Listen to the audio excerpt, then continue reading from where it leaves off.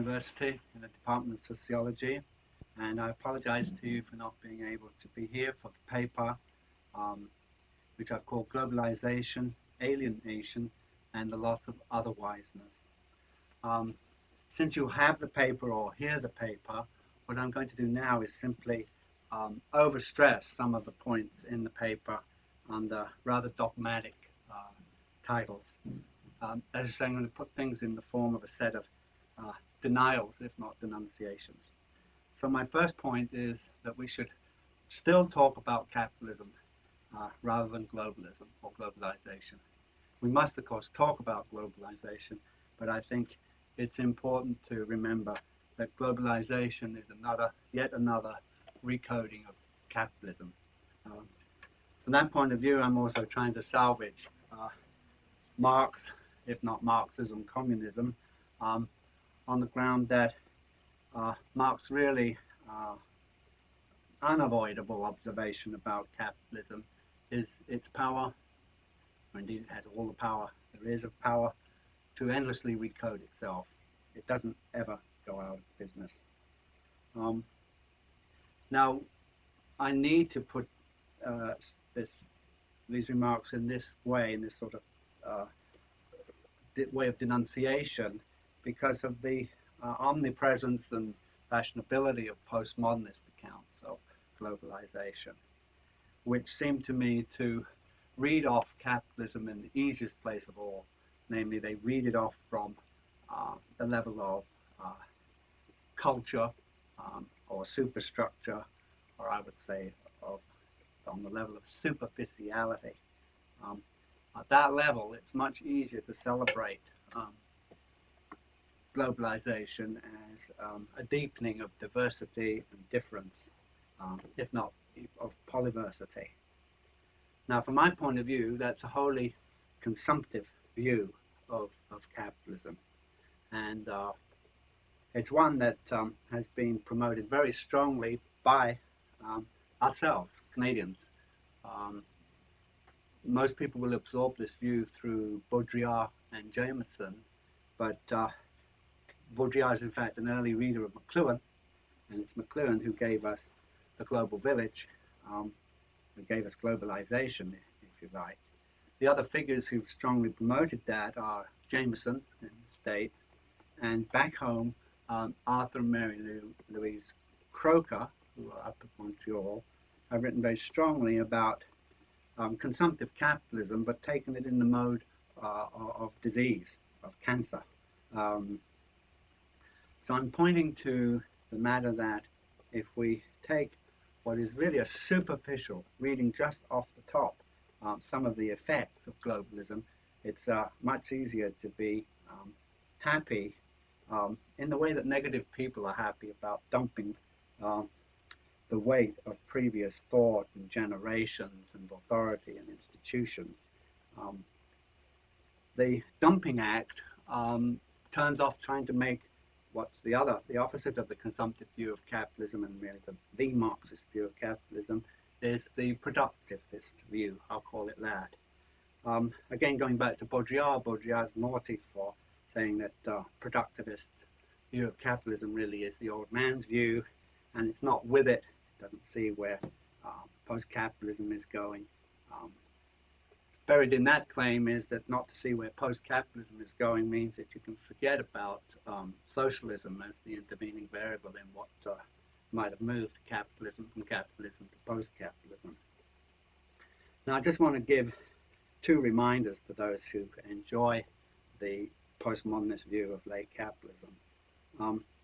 Namely that it's the shock of finding that the productivist view, the productivist analysis is after all still necessary when, for example, we find that our shirts or footballs or dresses or toys are still being made, in fact being made all the more by child labor. And when we find, in terms of the restructuring of our own economy, that our own labor force is being shifted towards $1 a day labor force that doesn't enjoy any welfare benefits or civil rights protections. And so we're reminded by just two simple phenomena like that that the productivist side, the consumptive view of capitalism, really needs to be unconscious about the way in which the horrors of productivist capitalism have only been moved to the labor of a third world or even a fourth world. In fact, it's really more of a fourth, if you use that terminology, it's more of a fourth world than a third world, because to the extent that anyone still accepts first, second, third world usage, at least it was built upon an idea that there might be some genuine development towards social democracy in that usage. So my first point then is to insist that capitalism is always capitalism. It's always recoding ownership, non-ownership. It now owns all the machinery for recoding that. It owns the global media. And so it's able to shift its own scenic difficulties. By scenic, I mean you used to know fairly easily that capitalism was in trouble, because you could see the factories, you could see the prisons, you could see the disciplinary schools. Now it's being moved, the coding is being shifted to cognitivism and behavioral disciplines. So that's my first point then, is that we ought not think about globalization as anything else than capitalism. The second observation is I want to insist that we must still talk about globalization in terms of class and not culture.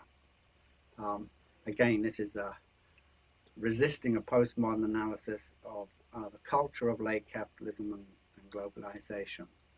And to make it very quick, my point here is that those who would say that culture analysis is wider, broader, and more with it than class analysis, unfortunately that point is being made by the new right rather than the new left.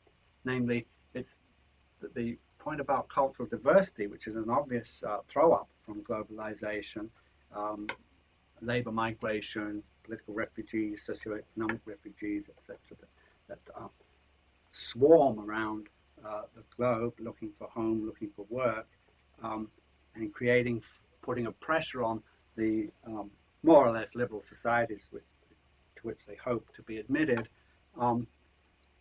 Funnily enough, the new right has taken hold of the very language of cultural diversity to say, look, given cultural diversity, it's impossible to find an overall theory of justice and equality that will suit Muslims, Italians, Irishmen, young people, old people. So we have to abandon any notion of a welfare function and leave things to the market. So the whole presuppositions, which, I mean, they may not have been articulated, but I don't think you can have a decent decent refugee immigration policy in a society that isn't simultaneously a decent welfare state society. Now, as everyone here will know, the welfare state is under huge pressure, huge attack, underfunding, attempts to render it really a cultural dinosaur. So I find then that if you get a certain ride, of course, you get a certain advantage by arguing for the emancipatory implications of talking in terms of cultural difference and cultural diversity, and pushing aside monocultural and values and so on. But the trouble is, a little bit further down the road, your arguments are appropriated by the real enemy again, who can say, well, okay, if we're all so different, it's pointless to try to collect ourselves. There's no rational way that can be done. Therefore, we need a neither rational nor non-rational, but simply let's have things sorted out by the market. Not that that isn't a moral position. And in fact, as I try to show in the paper, involves a new kind of biomorality, the claim that the world's people can once again be sorted out, but this time on the basis of who's got high IQ and who will then feed cognitive capitalism, and who will not have such high IQ and who, in terms of the new morality, are simply disposable. At least that's the wish, that they be disposable. Now, as I say, this position that cultural diversity would in fact excuse the new ruling elites of global capitalism presupposes again the destruction of what had held in the last 50 years or so, namely some form of corporate pact that business, government, and labor, however capitalist, softened the class, race, gender war to some extent. The new view is that is to create everyone as an alien or a refugee or somebody is potentially unusable at home because the economy is locked to a symbolic production mode, and the real owners of symbolic production are the high IQ elite. This is all addressed in the work of Reich in the USA, and curiously enough, although that's meant to be a democratic tract, as I say, a tract of the Democratic Party on how it would adjust the American economy to the 21st century,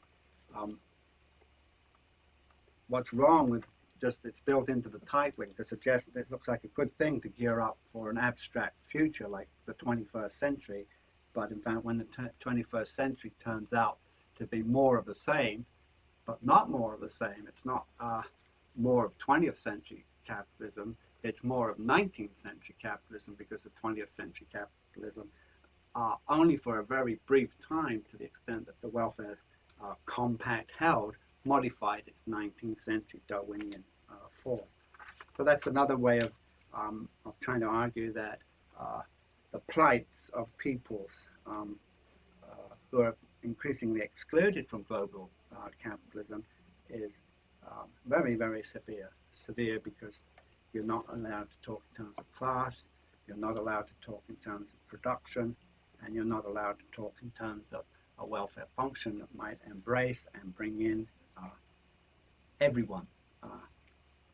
And what I'm sort of parenthetically saying is that if everyone's going to come in, they may find that it's now dysfunctional to hang on to vocabularies of diversity that looked emancipatory for a while, but actually presupposed the abundance of a capitalist system and the continued expansion of at least the redistributive effects of the welfare state. So that's my second point. My third point in the paper, which is not a long section, but it's simply to again, in the form of a kind of wake-up call, a denunciation again, say we must talk, since a large part of the people who are in trouble in the world are people of color, race, however I want to put it, is to again insist that we speak in terms of class and not race. My overall point there is that I now think that we have run down the grammars of race, gender, age, and class into what I would call race, gender, class, and age alienism. We have to see that all of these things overlap against and have to collect themselves against a common foe. We still have a common foe that's only helped if we divide ourselves into groups and interest groups that then push against whatever little bit they can get from them. So I'm saying that alienation is not just a structure produced vis-a-vis a power center, but if we don't analyze that center, what happens is alienation implodes. We have multiple alienations: women against men, colored people against not so everybody's colored, but some idea that whites are not colored. The young against the old, as we compete for jobs and what's left of the welfare system. So I'm saying that will weakens everybody. And it involves what I've called a loss of other-wiseness. and I'll come back to that. Other-wiseness is very different from this kind of implosive alienation, which divides people who, in a sense, have more to gain by joining up, but don't want to use class vocabulary for joining up. They think that's out of date. In the last section of the paper, what I do is, it's playful. I try to show that by using Jurassic an analysis of the myth structure in Jurassic Park, I try to show that globalization is not, in fact, the unified solidary power system that we may take it to be, and which indeed we will make it be, one, by over-dividing ourselves again among ourselves, and two, by not seeing that it too suffers from certain anxieties. So what I do at Jurassic Park is to argue that those funny creatures called dinosaurs got really almost nothing to do with nature. What they do is they're very cleverly made objects that belong to the old craft theater era of American industrial capitalism, when it could be proud of its power and so on, but now are seen as attackers, alien attackers, always ready to chew up Dr. Grant, Ellie, and those two kids, which is the post 1950s family, which needs to be reconstituted, which is all the movie is about. The dinosaurs chase the kids and Alan and Ellie long enough until they've decided that maybe they should save these kids, and perhaps Alan will marry Ellie, and they'll all go on happily ever after. So I see that as the global order itself suffers procreative anxieties, and out of those anxieties it projects a recolonization of our galactic imagination, of our nature imagination, of our animal imagination, and colonizes the child and the family all over again. Now, it has other variants of the aliens around it. So, North American capitalism, its deepest anxiety then is about its own disappearance.